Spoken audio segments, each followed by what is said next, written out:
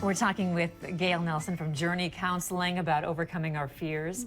How do we do that? How do we get in the right mindset, tell our brain to ignore that fear and just go for it? Well, and maybe ignoring the fear may be too much for us. Okay. Because fear is real, and again, fear is the brain's way of trying to help us. So I think maybe that second part is there really danger? Is there really a danger here? And then ask yourself that, because it takes quite a skill to kind of calm the brain, and that's a lot of what we do, you know, as counselors, is try to help people understand their role in the matter. What story are we telling ourselves?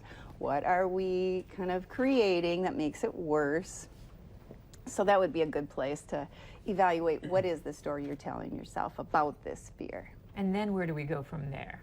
Well, then let's just get real about making a plan. I mean, there are people that have the fear that slides into phobia, and those sometimes are based in real experiences. So if I am afraid of dogs, and if at some point in my childhood I did have an experience with a dog that was negative, there's your brain again trying to warn you.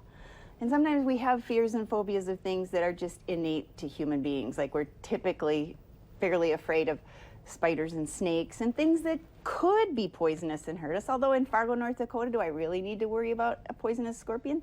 No. Do I really need to worry about a rattlesnake biting me? No. But do I like snakes? No. Right. So there's that fine line, isn't there, between what nature has embedded in us and what we can override and try to help our brain analyze. But that's not always easy work to do in the moment when your amygdala is firing like, oh, I'm in conflict. And how do you begin to change that pattern? So you talked about a dog. I mean, it doesn't mean that every dog's going to come bite you or you're going to have a bad experience with a dog. So I mean, so often I think we as humans let our past dictate our future. And how do you change that pattern? Well, they really talk, especially as counselors, if somebody does have a fear like that, we would really make a plan.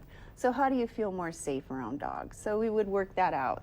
Well, then I'm just not going to put myself in a place where there feels like a dog I can't get away from. If I see a dog coming, you know, you could go around the block. You could change that. You're powerful. But some of those innate, again, human things where people are afraid of either being in a crowd or afraid of being in a movie theater. Well, you know, today we watch so much news, and those are real things. We're afraid of getting sick or afraid of, like, you know, lately, who isn't afraid of Ebola? Right. Right? So these are real things, and yet we just have to calm ourselves. You know, really haven't really been in an area that is a threat. We've had 2 cases in the United States. Okay, really, Gail, you're okay. Yeah, right? yeah. I'm a smart person. I'll figure this out. I wash my hands. You know. So again, you have to make that plan. You have to really figure out for yourself what can I control and what can't I control, and then deal with both. And those are the skills that you would develop.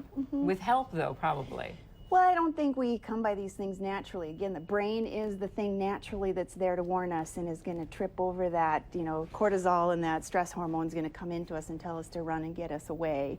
So sometimes we just have to pull it back and go, no, that's okay, you know, be calm, you're okay. I've had friends tell me that in cases where things are kind of like really excitable, that I can be really calm. And I think maybe just as you work with this over time, you can teach yourself how to do that piece where you're mindful and you're calm and really there isn't danger here, we can handle this.